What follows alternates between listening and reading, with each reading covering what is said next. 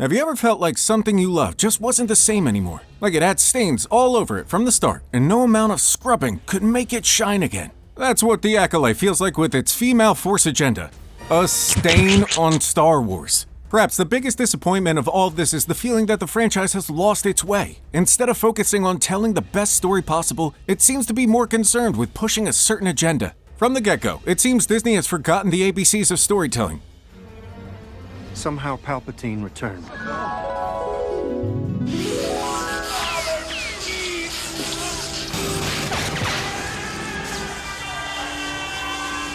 Can you believe that the basic elements like script writing and dialogue are so cringeworthy that you might find yourself wincing? And let's not even get started on the logic, or rather, the lack thereof.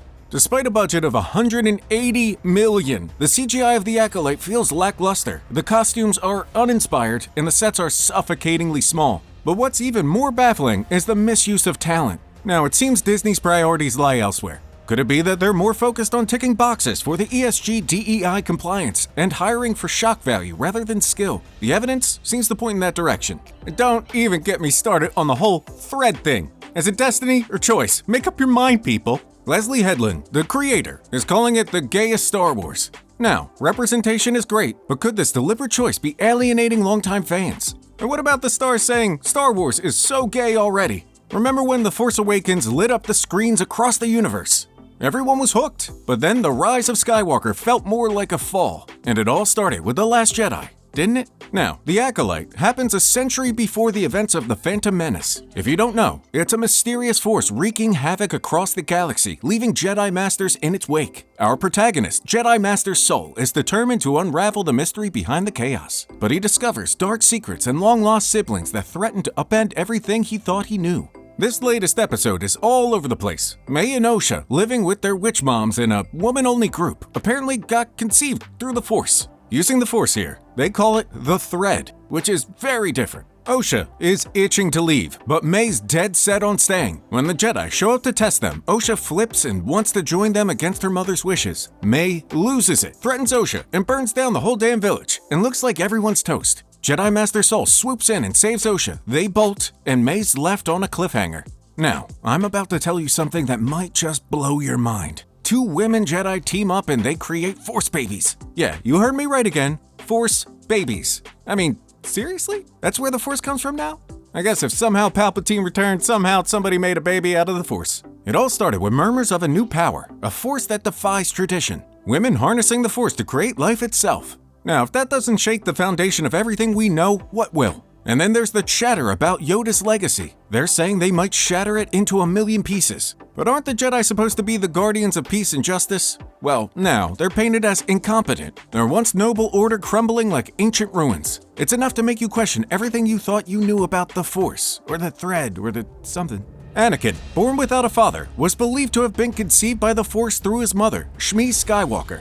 You know, kind of like a Mary and Joseph kind of thing. Joseph, the world's most understanding husband. However, this new episode reveals the origins of Osha Anastasia and her twin sister May, who were born to a coven of Force-wielding witches on Brandok.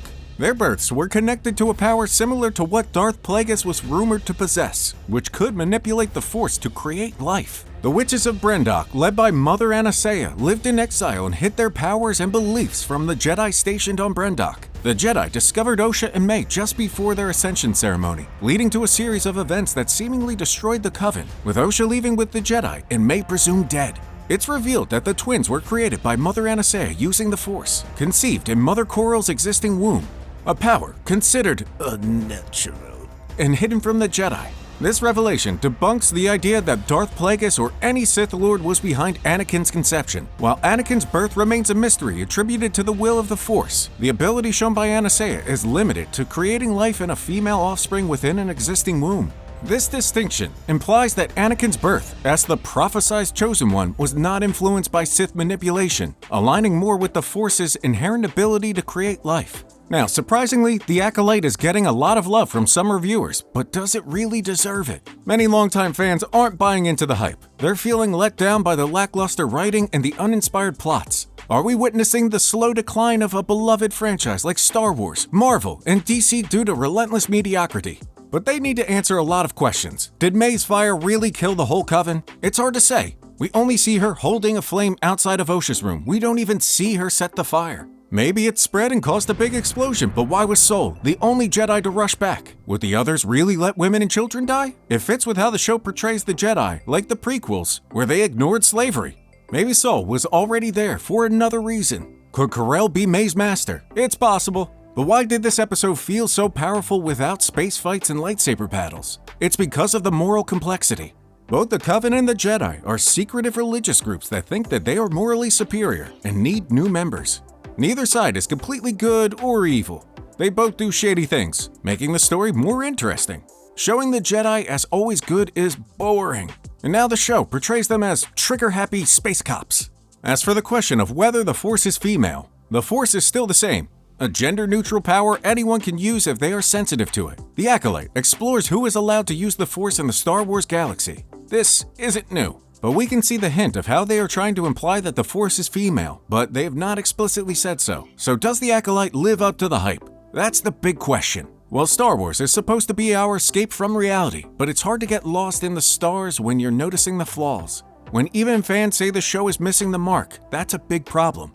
We want to believe we're in a galaxy far, far away, not questioning if the next scene was shot in someone's garage. Episodes of Jedi bonding are served like reality TV drama, only for someone to die without a proper backstory. And the dialogue, it's terrible. The actors do their best, but with a shaky script, there's only so much they can do. It feels like they hired writers who specialize in cringeworthy lines. But hope's still twinkling on the horizon. With more episodes queued up, could this be the moment the show blasts into hyperdrive? Well, there are some exciting rumors. Remember the moment when Osha says goodbye to Mother Anastasia? When she does, she asks a question that is just like the one Anakin Skywalker asked his mother Shmi in The Phantom Menace. This is important because it shows how hard it is to become a Jedi and give up emotional ties. Even though these moments are 100 years apart in the Star Wars timeline, they highlight the same struggle. Next, Osha decides to become Master Sol's apprentice. During a moonlit ceremony, instead of becoming a witch, she turns away from her coven. She chooses to join Master Sol, whose name means sun in Latin. This shows the theme of duality in the episode, as Osha leaves the moon to follow the sun. Osha's drawings of Jedi symbols and lightsabers are also important. When May takes Osha's journal in anger, she sees that Osha has been drawing these symbols before the Jedi arrived at the Coven's fortress.